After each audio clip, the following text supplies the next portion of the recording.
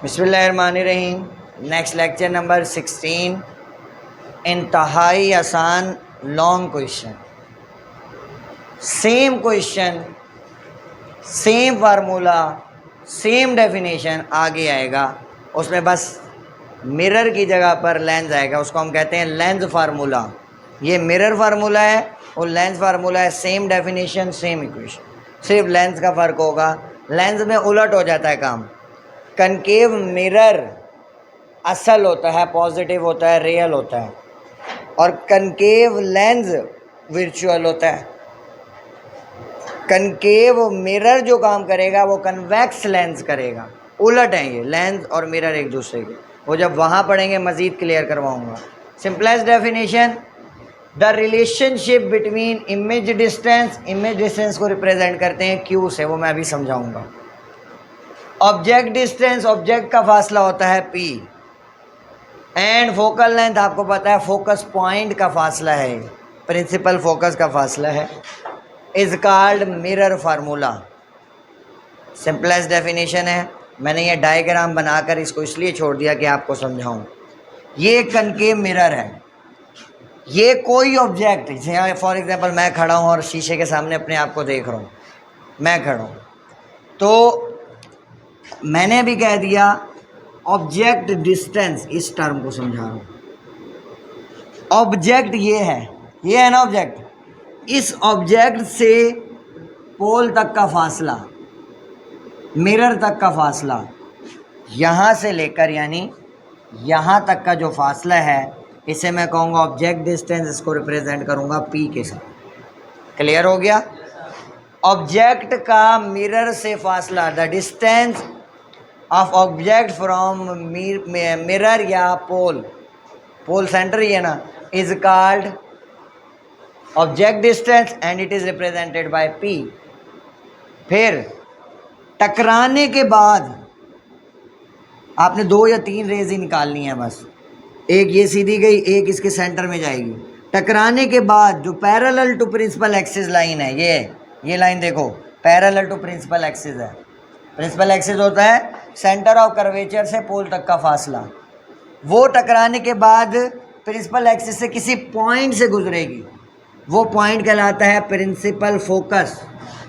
The distance from focal point to mirror is called focal length, is called, यानी इस F से इस mirror तक का फासला, ये फासला, ये हमें कहलाता है फोकल लेंथ। इसे स्मॉल एफ से जाहिर करते हैं, कैपिटल एफ नहीं लिखना। प्रिंसिपल फोकस को कैपिटल एफ लिखा है मैंने, फोकल लेंथ को नहीं। फोकल लेंथ फासला है, प्रिंसिपल फोकस वो पॉइंट है जहाँ से रेज टकराने के बाद वापस आती है। क्लियर?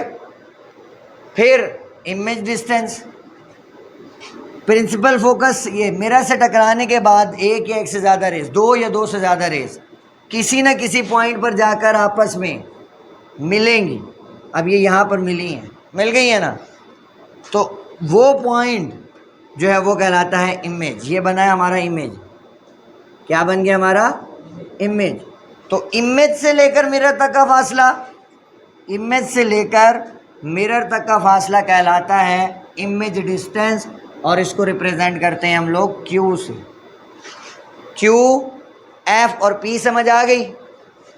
P जो है ऑब्जेक्ट का फासला है, F जो है फोकल पॉइंट का फासला है, Q जो है वो इमेज का फासला है। रियल इमेज हमेशा उल्टा होता है। शीशे में अपने आप को देखते हो, आप ही नज़र आ रहे होते हो ना, तो रियल इमेज होता है। आप सीधा हाथ उठाते हो, उसमें कौन सा नज़र आता है? उल्टा आता है ना। तो रियल इमेज हमेशा उलट हो, इन्वर्टेड। तो हम लोग टर्म यूज़ करते हैं real image is always inverted. अगर जैसा मैं हूँ वैसे ही मुझे इमेज नज़र आ रहा है तो इसका मतलब है वर्चुअल, उल्टा नहीं है, सीधा नज़र आ रहा है तो वर्चुअल है। फिर वो साइज़ में भी बड़ा हो, झूठा, ख्याली, रियल हकीकी। ठीक है, ये बात क्लियर हो गई। इमेज डिस्टेंस का पता चला, इमेज डिस्टेंस क्या है? इमेज और मिरर का फार्मूला, मिरर का डिस्टेंस और ऑब्जेक्ट और मिरर का डिस्टेंस p, फोकल पॉइंट और मिरर का डिस्टेंस फोकल लेंथ। अब ये है इसका formula, 1f is equal to 1/p plus 1/q।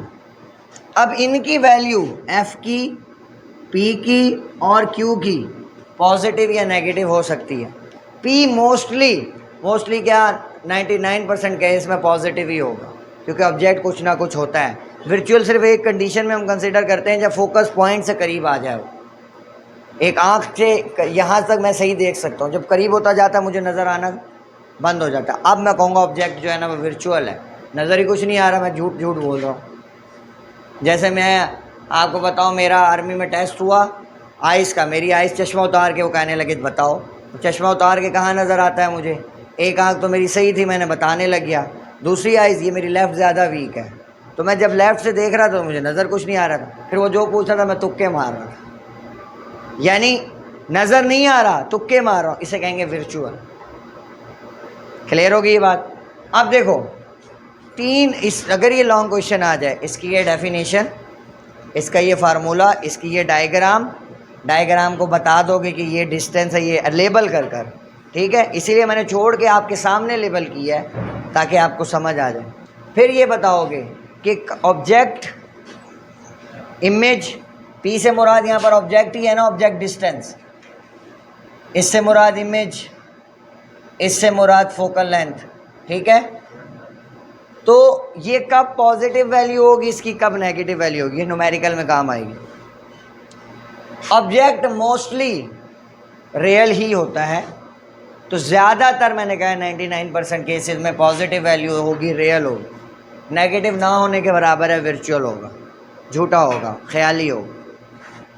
Image real होगा तो इन्वर्टेड होगा, रियल होगा इन्वर्टेड होगा। वर्चुअल होगा तो उसके साथ हम टर्म यूज़ करते हैं इरेक्टेड, लंबा, साइज में भी बड़ा होगा, वो माइक्रोस्कोप से देखते हैं ना, चीज़ को बड़ा करके दिखाता है, इरेक्टेड। फिर फोकल लेंथ, कनकेव मिरर अगर लफ्ज़ यूज़ करेंगे, कनकेव मिरर की फोकल लेंथ हमेशा पॉजिटिव होगी, कन्वेक्स मिरर की फोकल लेंथ हमेशा नेगेटिव। और लेंस में उल्टा हो जाएगा, convex lens positive, concave lens negative, उल्टा हो जाएगा। वहाँ जब पढ़ेंगे मज़ीद दोबारा रिवाइज करवाऊँगा यही बात। अब आपकी बुक में एक एग्जाम्पल दी हुई है, मुझे बुक दिखाओ हर बात।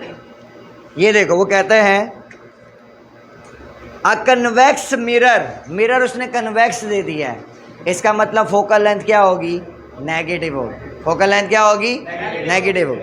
अ convex mirror is used to reflect light from an object place 66 centimetre in front of the mirror. 66 centimetre in front of the mirror, कौन रखा हुआ है, ऑब्जेक्ट। ऑब्जेक्ट का डिस्टेंस क्या होता है, p होता है ना, p उसने बता दिया 66 centimetre. The focal length of the mirror is 46 centimetre. अब 46 सेंटीमीटर किसका होगा, नेगेटिव का। क्यों, उसने स्टार्ट में मुझे कह दिया कन्वेक्स मिरर है, मैंने अभी बताया कन्वेक्स मिरर की फोकल लेंथ क्या होगी, वो आपको नहीं बताएगा, आपको वो सिर्फ वैल्यू बताएगा, आपने नेगेटिव लगाना है। और वो कहता है मालूम क्या करें, लोकेशन ऑफ द इमेज, यानी इमेज का फासला, इमेज की लोकेशन क्या मालूम करना है आपने, Q। फार्मूला आपके पास क्या है, 1/f is equal to 1/p plus 1/q। आपने मालूम करना है 1/q, 1/q एक साइड पर रहने दो, ये बराबर हो जाएगा 1/f माइनस 1/p। पूरी वैल्यू जो ली जाएगी उधर, यहाँ पूरी वैल्यू प्लस की है, वहाँ जाकर पूरी वैल्यू माइनस की हो जाएगी। तो आप सिंपल वैल्यू पुट करो, 1/q बराबर है 1/f की जगह पर माइनस आएगा, -46, और ये माइनस ये वाला माइनस, और 1/66 सेंटीमीटर। आप इसको 1/q जब फाइनल करते हो उसको, तो ये हो जाता है आपके पास माइनस का 1/27। कैलकुलेटर से करना है। अब मैंने 1/q नहीं मालूम करना, मैंने q मालूम करना, पलट दो, ये पलटेगा तो ये भी पलट जाएगा, तो q बराबर क्या हो जाएगा -27 के सेंटीमीटर इसका यूनिट। अब माइनस का क्यों है? हाँ उल्टा हो जाएगा ना, नहीं तो क्रॉस मल्टीप्लिकेशन हो जाएगी, ये इधर ये इधर। अब देखो माइनस का क्यों आया? कन्वेक्स मिरर की वजह से माइनस का इसलिए आया क्योंकि जब फोकल लेंथ ही नेगेटिव है तो फिर ऑटोमेटिकली इमेज जो है वो झूठा ही बनेगा। कन्वेक्स मिरर ने इमेज ही झूठा बनाना है, कनकेव मिरर ने असल इमेज बनाना है। और ये इरेक्टेड है, 27 सेंटीमीटर का जो है हमारे पास इमेज बने। हो जाएगा ये? बस कल आप लोगों ने ये और एक ये न्यूमेरिकल देख लेना। जज़ाकल्लाह।